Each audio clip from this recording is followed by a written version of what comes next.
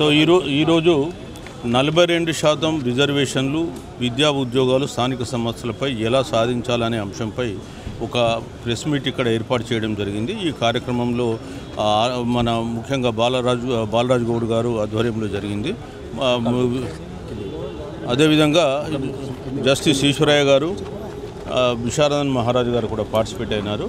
So ఇక్కడ మేమేంటంటే 42% reservation స్థానిక సంస్థలో ఇచ్చినటువంటి జీవోను హైకోర్టు స్టే విధించిన నేపథ్యంలో 42% ఎట్లా సాధించుకోవాలి, ప్రజలను ఎట్లా సమాయత్తపరచాలి, ప్రజలకు ఏ విధంగా అన్యాయం జరుగుతుందనేది వివరించాలి, అదేవిధంగా ప్రజలను సంఘటితపరిచి రేపు వాళ్ళని చైతన్యపరిచి రేపు ఉద్యమ రూపంలోకి ఎట్లా తీసుకురావాలనే అంశాలపైన మేము ఇక్కడ ఒక సమావేశం నిర్వహించినాం. మా కార్యాచరణను కూడా ప్రకటించడం జరిగింది.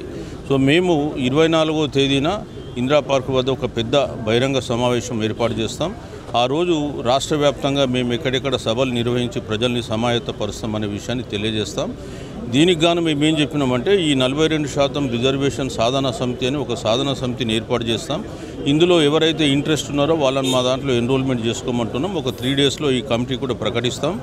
అదేవిధంగా ఇందులో ఏ రాజకీయ పార్టీకి సంబంధించినటువంటి వాళ్ళు వచ్చినా పర్వాలేదు, కానీ వాళ్ళు ఖచ్చితంగా మా నియమ నిబంధనలతో వాళ్ళు నడవాల్సి ఉంటుంది. వాళ్ళు నాయకత్వం వహించడానికి వీలు లేదు. రెండోది ఏంటంటే మేము అన్ని రాజకీయ పార్టీలను విమర్శిస్తాం కాబట్టి వాళ్ళకు తట్టుకునే ధైర్యం ఉంటారండి, లేకుంటే లేదని కూడా చెప్పడం జరిగింది. అదేవిధంగా రేపు ఈ 42% రిజర్వేషన్తో ప్రజలను సమావేశాలు జిల్లాలలో కంప్లీట్ అయిన తర్వాత ఇందిరా పార్క్ వద్ద కూడా ఒక పెద్ద భారీ బహిరంగ సభ నిర్వహిస్తాము. సో ఇది మేము ఇవాళకి అనుకున్న కార్యాచరణ. తర్వాత ఈ 42%కు సంబంధించి ప్రధానమంత్రికి కూడా ఒక లేఖ రాసినాము. వారి అపాయింట్మెంట్ ఇస్తే మేము కూడా వెళ్తామని చెప్పినాం.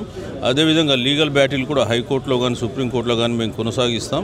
సో 42% సాధన కొరకు ఎన్ని మార్గాలు ఉన్నాయో అన్ని మార్గాలు మేము అనుసరించడానికి సంసిద్ధంగా ఉన్నాం. 18వ తారీఖు నాడు బంద్ పిలిపిస్తే దానికి పద్ధతి ఇస్తున్నారు.